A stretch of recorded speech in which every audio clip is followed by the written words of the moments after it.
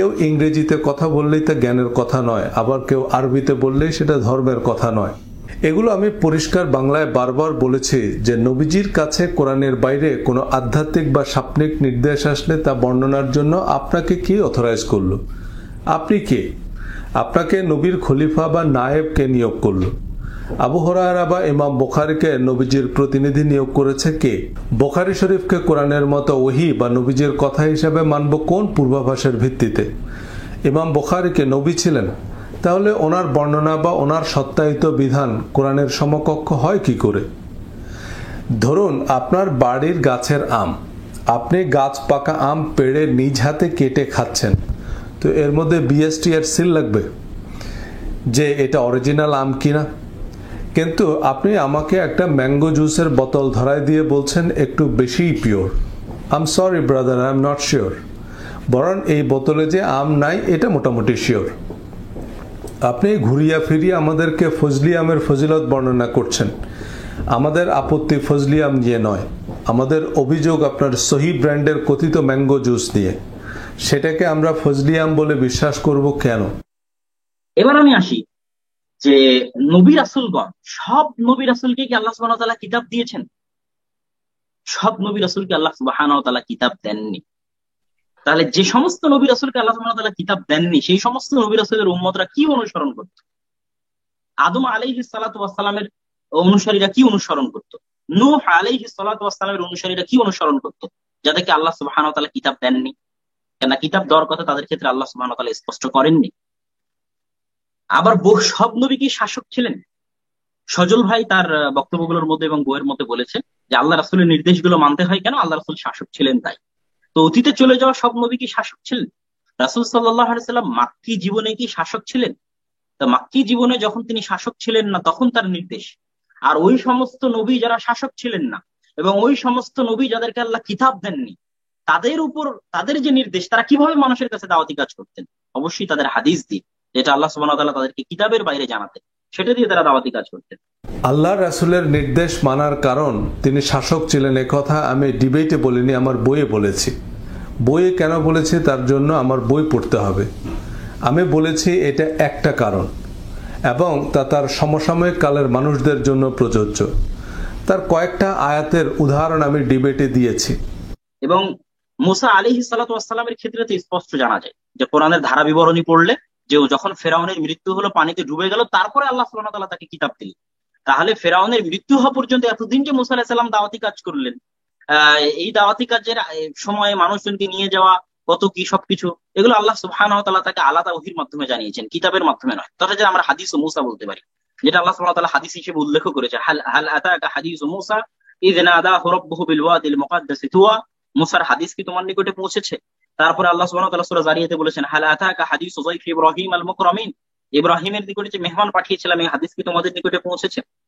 তারপর আল্লাহ সুবহানাহু ওয়া তাআলা সূরা নিসার 163-64 নম্বর আয়াতে বলছেন, ইন্না আওহাইনা ইলাইকা কামা আওহাইনা ইলা নূহ। আমি আপনার নিকটে ওহী করেছি যেমন নূহের নিকট করেছিলাম।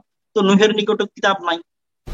নবীজির মক্কি জীবনে এবং পূর্ববর্তী নবীদের কাছে কখন কিভাবে কি নির্দেশ এসেছে, তাদের উম্মতরা কি অনুসরণ করতেন, কিভাবে করতেন, তা আল্লাহ কোরআনেই জানিয়েছেন। আল্লাহ আমাদের যতটুকু জানিয়েছেন এর বাইরে আমরা কিছুই জানি না। মুসা আলাইহিস সালামকে কখন কিতাব দেওয়া হয়েছে, কাদেরকে দেওয়া হয়নি, তা আল্লাহ কোরআনেই বলেছেন। যেসব নবীদেরকে আল্লাহ কিতাব দেননি তারা হাদিসের ভিত্তিতে দ্বীন প্রচার করেছেন, যেটা তাদেরকে কিতাবের বাইরে জানাতেন। এটা কোন দেশে যুক্তি ভাই? যাদেরকে কিতাবই দেননি তাদের কিতাবের বাইরে মানে কি?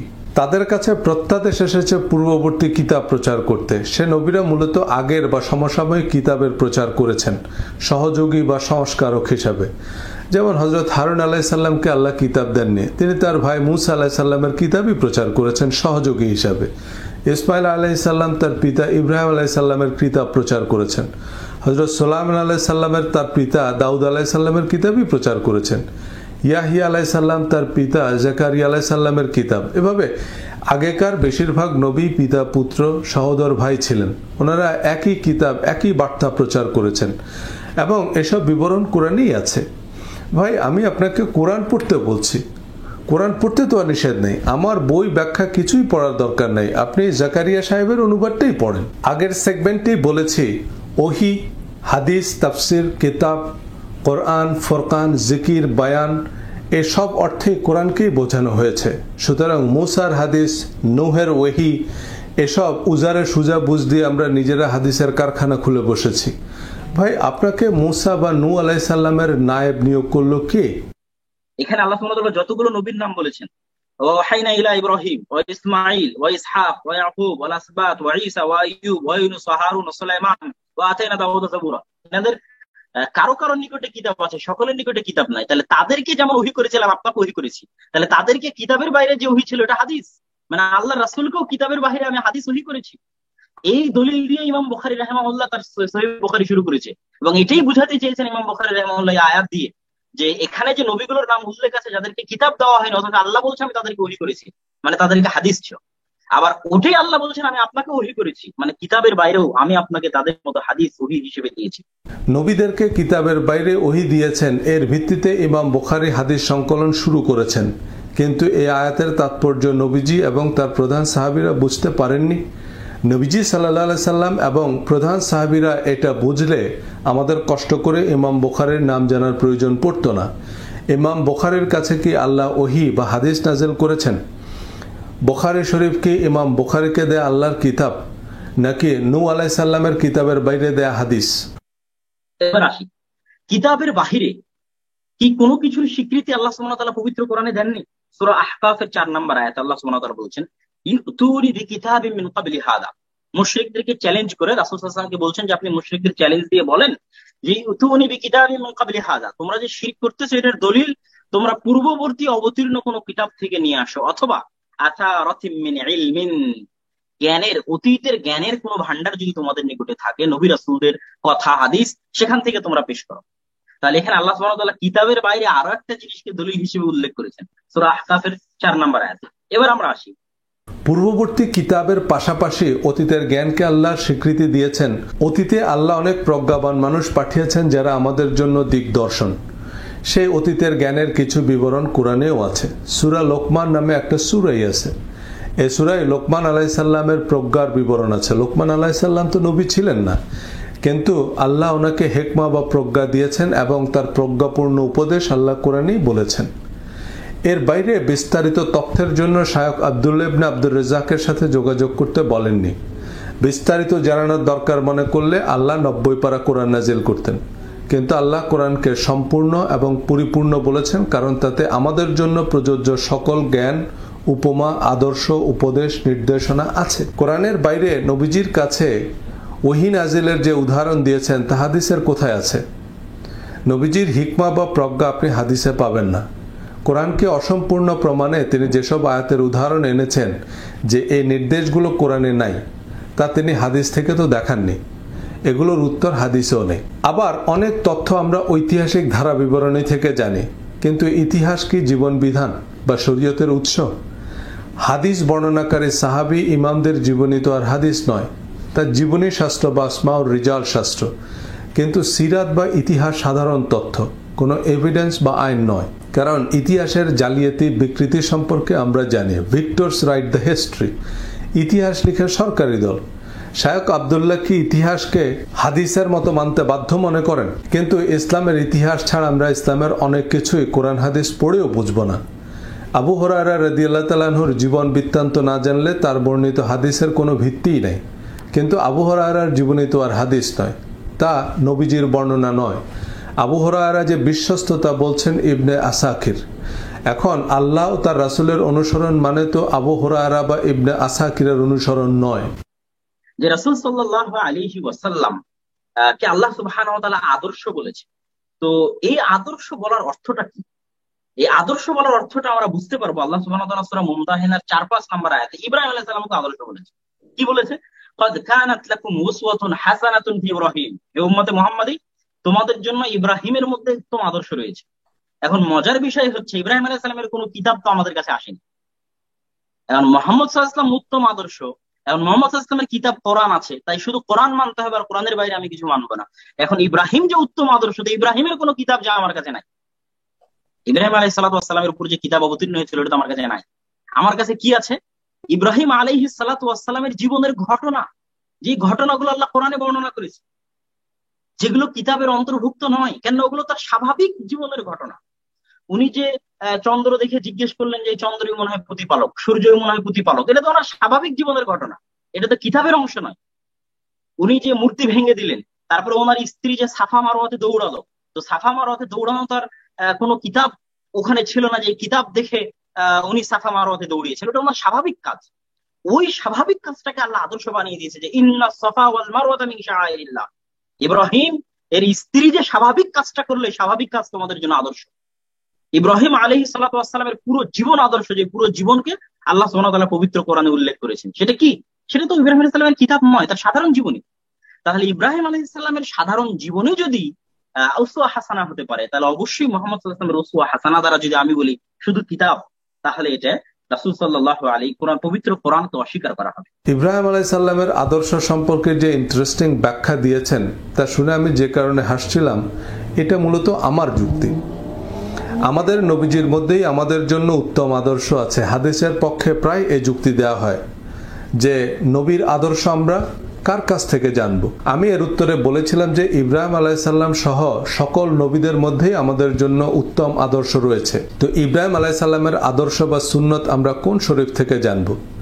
উনি আমার বই বা ভিডিও থেকে আগেই জেনেই সে কথাগুলো বললেন, কিন্তু এই কথাগুলো যে ওনার আর্গুমেন্টের পক্ষে যায় না, এটা বোঝার মতো সামর্থ্য ওনার পঙ্গপালের নেই। ইব্রাহিম আলাইহিস সালাম সহ সকল নবীদের জীবন আদর্শ আল্লাহ কোরআনে বর্ণনা করেছেন। সূরা ইব্রাহিম নামে একটা আস্ত সূরাই আছে কোরআনে। আল্লাহ ইব্রাহিম আলাইহিস সালামের দৈনন্দিন জীবনের ঘটনাই বর্ণনা করেছেন। নবীজি সাল্লাল্লাহু আলাইহি সাল্লামের জীবনে আমাদের জন্য উসওয়ায়ে হাসানা বা উত্তম আদর্শ আছে, তাই নবী জীবনের বৃত্তান্ত আল্লাহ কোরআনে বর্ণনা করেছেন। কিন্তু ওনারা উজবেকিস্তান গিয়ে বসে আছেন, তো তাই চোখে পড়েনি। সূরা আহজাব পড়লে দেখবেন নবীজির ঘরের কথা, অন্দরমহলের সব কথা কোরআনে বলা আছে। কোরআনের সকল বিধিবিধান আল্লাহ নবীজিকে দিয়েই বলিয়েছেন। কোল বা হে নবী আপনি বলুন, এই শব্দটা কোরআনের 332টা আয়াতের শুরুতে এসেছে। এছাড়া হে নবী আপনি পড়ুন, আপনি জানিয়ে দিন, নবীর জন্য এটা করা পাপ হবে না, নবীর জন্য এটা করা উচিত হবে না। এগুলো সব নবীজির কাউলি বা ফেরলি হাদিস। নবীজির জীবনের ঘটনা, নবী জীবনের আদর্শ আল্লাহ কোরআনে বর্ণনা করেছেন, এজন্যই তো কোরআন কমপ্লিট। ইব্রাহিম আলাইহিস সালামের উসওয়া হাসানা আল্লাহ কোরআনে বর্ণনা করেছেন এবং তা আমাদের জন্য যথেষ্ট। নবীজি সাল্লাল্লাহু আলাইহি সাল্লাম মদিনায় হিজরতের সময় তিনি জানতেন না মদিনাবাসী ওনার সাথে কি আচরণ করবে। এর আগে তায়েফের অভিজ্ঞতা, মক্কায় স্বজাতির অত্যাচার, নিজের ভিটামাটি থেকে উৎখাত ওনার মনকে দুর্বল করে দিল। আল্লাহ নবীজিকে দোয়া শিখিয়ে দিয়েছেন যে আপনি আমার কাছে এই দোয়া করুন, রব্বি আদখিলনি মুদখালা সিদকিন ওয়াখরিজনি মুখরাজা সিদকিন ওয়াজআলনি মিন লাদুনকা সুলতানান নাসীরা। যে হে আল্লাহ, আপনি আমাকে মদিনায় সম্মানিত করবেন এবং আপনার পক্ষ থেকে আমার জন্য সাহায্যকারী পাঠান। আল্লাহ নবীজিকে মদিনার বাদশাহ বানিয়েছেন, পুরো মদিনাবাসীকে নবীজির জন্য আনসার বানিয়ে দিলেন। তো আমাদের এর চেয়ে উন্নত দোয়া লাগবে? নবীদের দোয়া শিরোনামে একটা ভিডিও আছে আমার চ্যানেলে।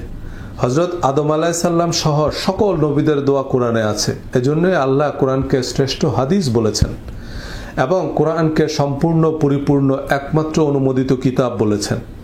সূরা ইব্রাহিম, সূরা নূহ, সূরা আম্বিয়া, সূরা ইউসুফ, সূরা হুদ, সূরা ইউনুস, সূরা আহজাব, সূরা মুহাম্মদ, সূরা মারইয়াম, কোরআন জুড়েই তো নবীদের জীবন আদর্শ আল্লাহ বর্ণনা করেছেন। নবীদেরকেই আমাদের জন্য আদর্শ বলেছেন, কিন্তু আমরা সালাফিদের আদর্শ বানিয়েছি। তাদের জীবন আদর্শ খুঁজতে ইবনে আসাকিরের 80 খণ্ডের ইতিহাস পড়ে 84 খণ্ডে বিভক্ত হয়েছে। যাই হোক, এগুলোর বিস্তারিত বলার ডিবেটে সম্ভব ছিল না, আবার আমার সাথে এই ডিবেট হলেও সম্ভব হবে না, কারণ ডিবেটে আমাদের আলোচ্য সূচি, সময়সূচি এবং আমার যে মূল আর্গুমেন্ট তার সাথে এই কথাগুলোর কোনো সম্পর্ক নাই। এই বিষয়গুলোতে তো আমাদের বিতর্ক নয়, বরং এসব বিষয়ে আমাদের দুজনের অবস্থান একই। আমার প্রশ্ন ঘুরে ফিরে নবীদের কিতাব বহির্ভূত প্রত্যাদেশ বর্ণনা করার আপনি কে? আপনি নবী নাকি? আপনার কাছে কি আলাদা কিতাব এসেছে না ওহী এসেছে? ইমাম বুখারী বা আবু হুরায়রাকে কি আপনি নবীদের সমমর্যাদার মনে করেন কিনা? তবে প্রথমে উনি যেটা বললেন যে আমি হাদিস দিয়ে দলিল দিলাম কেন, এটা আমার কাছে মনে হয়েছে একটু শিশুতোষ প্রশ্ন। আমি আগেই বলেছি, যেমন ধরেন আমি ইতিহাসের বইও পড়ি, তারপরে আমি বললাম যে আমি ইতিহাস, ফাজাইলে আমল, খোয়াবনামা, এমনকি আপনার ধরেন রবীন্দ্রনাথের কথা, কাজী নজরুলের কবিতাও আমি উদ্ধৃত করেছি। তো এর মানে তো এই না যে কাজী নজরুলকে আমি নবী হিসাবে মানি, আমি তো তাকে কবি হিসাবে মানি, তাই না? আমি হাদিস মানি, এটার অর্থ কি দাঁড়ায়? যেমন ধরেন আমি নারকেল খাই, এটার অর্থ তো এই না যে আমি নারকেল গাছ সহ খাই, তাই না? আমি জানি নারকেলের কোনটা খাইতে হয় আর কোনটা দিয়ে পাপোশ বানাইতে হয়। যাই হোক, আমি যে হাদিসগুলো উপস্থাপন করলাম সেগুলোর কিন্তু উনি কোনো রিবার্টাল দিলেন না। তার মানে এই হাদিসগুলো, যেমন নবীজি বিদায় হজের ভাষণে যেটা বলে গেলেন, তার বাইরে আসলে সিআইসি তাই অন্য কোনো কথা বলা নাই, সেটা আপনারা আশা করি বুঝতে পেরেছেন। তো এখন এই হাদিসগুলোকে যদি আপনি অ্যাকনলেজ না করেন, আপনি যদি এই হাদিসগুলোকে না মানেন, তার মানে তো আপনি হাদিসও মানেন না। আপনি শুধু এটা একটা উত্তর দিলেই তো হবে না যে আপনি হাদিস দিয়ে কেন দলিল দিলেন। এই হাদিসগুলো তো কোরআনে আছে, তার মানে আপনি হাদিসের ভিত্তিতে আপনি কোনো বিধান ইম্পোজ করতে পারবেন না। আমি বলতেছি যে হাদিসের ভিত্তিতে আপনি কোনো নতুন বিধান ইম্পোজ করতে পারবেন না যেটা কোরআনে নাই। সেটা ছিল আমার আর্গুমেন্ট।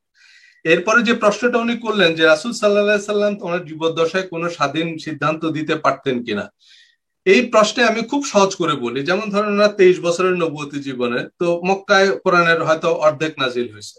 তো অনেক প্রশ্নের সমাধান আসছে, অনেক প্রশ্ন আসছে যেগুলোর কোরআনে স্পেসিফিক অ্যান্সার দেয়া ছিল না। উনি হয়তো একটা সমাধান দিলেন, কিন্তু পরবর্তীতে অনেক ফরজ কিন্তু বাতিল হয়ে গেছে, বা অনেক ফরজ নতুন করে ইম্পোজ করা হয়েছে, অনেক হালাল হারাম হয়ে গেছে, অনেক হারাম হালাল হয়ে গেছে। এখন হাদিসের কি আপনি স্পেসিফিক কোন ডেট বলতে পারবেন? যেমন আব্দুল্লাহ ভাই তো হাদিসের এক্সপার্ট, উনি হাদিস বিশারদ। আমি একটা হাদিস বললে আপনি কি এক্সাক্ট ডেট বলতে পারবেন যে এই হাদিসটা কি কত তারিখের? মানে এই হাদিসটা কি মক্কায় থাকতে নবীজি বলছেন, না মদিনায় গিয়ে বলছেন, নাকি এটা অন্য কোনো জায়গায় বলছেন? আর আমি যদি ডেট না জানি তাহলে আমি কেমনে বুঝবো? কারণ ধরেন সূরা মায়েদায় একটা আয়াত আছে যে আজ আমি তোমাদের জন্য সেই খাবারগুলো হালাল করে দিলাম যেগুলো ইহুদিদের জন্য হারাম করা হয়েছিল বা আহলে কিতাবদের জন্য হারাম করা হয়েছে। তার মানে আগে যে খাবারগুলো হারাম ছিল সেগুলোকে হালাল করে দেওয়া হয়েছে আজকের দিনে। তাহলে এখন হাদিসটা কয় তারিখের আর কোরআনের আয়াত কয় তারিখের আমি কেমনে বুঝবো? এখন আমি হয়তো হাদিসের আপনি ন্যারেশন অনুযায়ী বলতেছেন এই হাদিসটা সহিহ, সুতরাং এই খাবারটা হারাম, কিন্তু পরবর্তীতে কোরআনের আয়াত নাজিল হয়ে তো এই খাবার হালাল হয়ে গেল। তো এই জন্য আমি বলতেছি মানে হাদিসের ভিত্তিতে আপনি আলাদা করে সিদ্ধান্ত দিতে পারবেন। এখন এখানে আমি আপনাকে একটা হাদিস বলি, তাহলে আপনি বুঝবেন যে নবীজি যে সিদ্ধান্ত মানে কোরআনের যেগুলো স্পেসিফিক বলে নাই সেগুলো কিভাবে দিতেন, সেটা বুখারী শরীফেই আছে। দেখেন, সহিহ বুখারী পোশাক অধ্যায় হাদিস নম্বর 5492। আব্দুল্লাহ ভাইয়ের এই প্রশ্নের উত্তর, নবীজি সাল্লাল্লাহু আলাইহি সাল্লাম সেই সব ব্যাপারে আহলে কিতাবদের সামঞ্জস্য রক্ষা করে চলা পছন্দ করতেন যেসব ব্যাপারে তাকে কোরআনে কোনো স্পষ্ট নির্দেশ দেওয়া হয়নি। আর আহলে কিতাবরা তাদের চুল ঝুলিয়ে রাখতো এবং মুশরিকরা তাদের মাথার চুল সিঁথি কেটে রাখতো। মানে আহলে কিতাবরা এরকম লম্বা লম্বা চুল রাখতো, মাথার উপর ঝুলার মাঝখান দিয়ে সিঁথি কেটে রাখতো। নবী সাল্লাল্লাহু আলাইহি সাল্লাম তার চুল ঝুলিয়েও রাখতেন, সিঁথিও কাটতেন। নবীজির চুল কিন্তু এরকম লম্বা লম্বা ছিল এবং মাঝখান দিয়ে সিঁথি কাটা ছিল। তো দেখেন, কোরআনে যে স্পেসিফিক নির্দেশ দেওয়া হয়নি সেটা উনি আহলে কিতাবদের অনুকরণে করতেন বা মুশরিকদের অনুকরণে করতেন। অনেকে বলে যে ভাই কোরআনে তো কবর দেওয়ার নিয়ম নাই, তো কেমনে তো কবর দিবেন? অনেকে আবার কটাক্ষ করে বলে আপনাকে কি কবর দেবো নাকি ঝুলিয়ে রাখবো? তো আচ্ছা, ভালো কথা, তো নবীজির আব্বা যে মারা গেছেন ওনার জন্মের আগে, বা ওনার আম্মা মারা গেছে ওনার নবুয়তির আগে, তো ওনাদের কি কবর দিয়েছে? কিভাবে দিছে? এই এখন যেভাবে কবর দেওয়া হয় সেভাবেই দিছে। তার মানে কি এই জিনিসগুলো ওই আগের যে সিলসিলা, আগের যে রীতি সে অনুযায়ী কিন্তু করা হচ্ছে। আর আরেকটা বিষয় হচ্ছে কি, রাসূলের সব তথ্য কি কোরআনে আছে? হ্যাঁ, রাসূলকে আল্লাহ বিভিন্ন ভাবে ইনস্ট্রাকশন দিতেন স্বপ্ন যোগে, সেসব কথা কোরআনে কেন? সেসব কথা আমরা কেন জানবো? হোয়াইট হাউসের মধ্যে এমন অনেক কিছু হয়, সেসব কথা কি আমরা জানি নাকি? তারা পাবলিকলি যেটুকু ডিক্লেয়ার করে সেটুকু আমরা জানি। এর বাইরে সিআইএ যেসব গোপন মিটিং করে, আমরা যদি বলি যে না সেখানেও তো কিছু তথ্য আছে সেগুলো আমাদের জানতে হবে, সেগুলা জানার চেষ্টা করাও একটা ক্রাইম। আমি যদি এখন হোয়াইট হাউসের ওয়েবসাইট হ্যাক করি যে হোয়াইট হাউসের ভিতরে কি কি হচ্ছে আমার একটু জানা দরকার, বা পেন্টাগনে কি কি আলোচনা হচ্ছে এটা যদি আমি হ্যাক করার চেষ্টা করি, আমাকে এসে আগে এফবিআই ধরবে যে তুমি এটা ট্রাই করতেছো কেন। যেটা আল্লাহ আমাকে জানায়নি সেটা আমার জানার দরকারটা কি? সেটা আমি কেন জানতে যাব? আর রাসূলের হিকমা আপনি হাদিসে পাবেন না, যেটা আব্দুল্লাহ ভাই বলছে কোরআনের বাইরে হাদিসে গেলে আমরা সব পাবো, পাবো না। আপনি যদি নবীজির প্রজ্ঞার কথা বলেন, নবীজির কোর কমিটি কারা? নবীজির কোর কমিটি হচ্ছে আবু বকর, ওমর, ওসমান, আলী, আব্দুর রহমান ইবনে আউফ রাদিয়াল্লাহু তাআলা আনহু আজমাইন। ওনারা হচ্ছে নবীজির কোর কমিটি। ওনাদের সাথে রাজনৈতিক, সামরিক, তারপরে কূটনৈতিক এসব বিষয়ে আলোচনা হতো। এখানে হচ্ছে নবীজির প্রজ্ঞা, এইসব বিষয়ে উনি যেসব দূরদর্শী সিদ্ধান্ত নিতেন, এরা হচ্ছে সেসবের সাক্ষী। কিন্তু আপনি আমাদের বুখারী শরীফের একটা চ্যাপ্টার পড়ে দেখেন, আপনি হযরত আবু বকর থেকে বর্ণিত হাদিস কয়টা পাবেন? হযরত ওমর রাদিয়াল্লাহু তাআলা থেকে বর্ণিত হাদিস কয়টা পাবেন? খুবই কম। এনারা কিন্তু প্রধান হাদিস বর্ণনাকারী সাহাবী না। প্রধান হাদিস বর্ণনাকারী সাহাবী হচ্ছে আব্দুল্লাহ ইবনে ওমর। আচ্ছা, আমার দাদা সম্পর্কে বেশি তথ্য কি আমি দিতে পারবো, না আমার আব্বা দিতে পারবে, বা আমার কাকা দিতে পারবে? আমার আব্বা দিতে পারবে। তো আমার আব্দুল্লাহ ইবনে ওমর যদি 5,000 হাদিস বর্ণনা করে, তাহলে ওমর রাদিয়াল্লাহু তাআলা আনহুর বর্ণনা করার কথা 50,000 হাদিস। ওনার হাদিস কই? উনি হাদিস বর্ণনা করেছে সর্বোচ্চ 100। তো এগুলোর মধ্যে, এবং ওমর রাদিয়াল্লাহু তাআলা আনহু যদি হাদিস বর্ণনা করতেন, সেখানে হয়তো আমরা নবীদের প্রজ্ঞা বা এই যে কূটনৈতিক বিভিন্ন সিদ্ধান্ত ওনাদের সাথে পরামর্শ করে নিতেন। কিন্তু যারা হাদিস বর্ণনা করছে তারা নবীজিকে দূর থেকে দেখছে, যে উনি মাথার মাঝখান দিয়ে সিঁথি করে, উনি চুল ঝুলাইয়া রাখে, তারপরে উনি 2 ফিতা আলা চপ্পল পরে, উনি বেজোড় সংখ্যক খেজুর খাইছে। এগুলা কি হিকমা নাকি? কাউকে জিজ্ঞেস করেন যে আব্রাহাম লিঙ্কন কেন বিখ্যাত ছিল, কেউ যদি বলে যে উনি দাড়ি রাখতেন, উনি ফিতা আলা জুতা পরতেন, উনি নিজের জুতা নিজে কালি করতেন, আপনি তো তার কথাই বলবেন না। This is not what Abraham Lincoln is remembered for. Come on, man. নবীজির এই হিকমা হাদিসে নাই কিন্তু। এরপর যে পয়েন্টটা উনি বললেন, আল্লাহ ও তার রাসূলের আনুগত্য। দেখেন, আমি এখানে এইটাকে একটু সিরিয়াসলি নেব। প্রথম কথা হচ্ছে, আল্লাহ ও তার রাসূলের আনুগত্য বলতে প্রাইমারিলি ইন্ডিকেট করা হয়েছে যারা নবীজির সমসাময়িক কালের মানুষ। আমি কয়েকটা আয়াত বলি, তাহলে আপনি বুঝবেন। সূরা আহজাবের 31 নম্বর আয়াত, যেমন সূরা আহজাবের 36 নম্বর আয়াতে বলছে যে আল্লাহ ও তার রাসূলকে অমান্য করলে সে স্পষ্টই পথভ্রষ্ট হবে। দেখেন সূরা আহজাবের 31 নম্বর আয়াতে কি বলছে? আর তোমাদের মধ্যে যে কেউ আল্লাহ ও তার রাসূলের আনুগত্য করবে, নেক আমল করবে, আমি তাকে দ্বিগুণ প্রতিদান দেব। এই কথাটা বলা হচ্ছে নবীজির স্ত্রীদেরকে। আয়াতের শুরুতেই বলা আছে, হে নবী পত্নীগণ। তারপরে বলা হচ্ছে যে সূরা নূরের 62 নম্বর আয়াতে, মুমিন শুধু তারাই যারা আল্লাহ ও তার রাসূলের উপর ঈমান আনে এবং তার সাথে কোনো সমষ্টিগত কাজে থাকলে অনুমতি না নিয়ে চলে যায় না।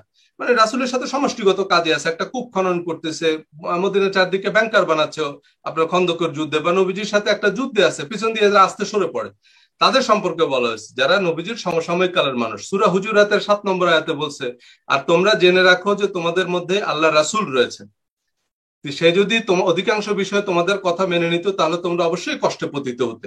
তার মানে এটা নবীজির শুরা সদস্যদের কথা বলা হচ্ছে, যে তোমরা তোমাদের সবার কথা শুনলে আলটিমেটলি হবে না, তোমরা নবীর কথা মানো। আল্লাহ ও তার রাসূলের অনুসরণ বলতে কেউ যদি বুঝে যে আল্লাহ কিছু বিধান দিয়েছেন, নবীও কিছু বিধান দিয়েছেন, এবং আল্লাহর বিধানের মতো নবীর বিধানও মানতে হবে, তাহলে গুনাহ টুনা না, একেবারে আবু জাহেলের মতো মুশরিক সে।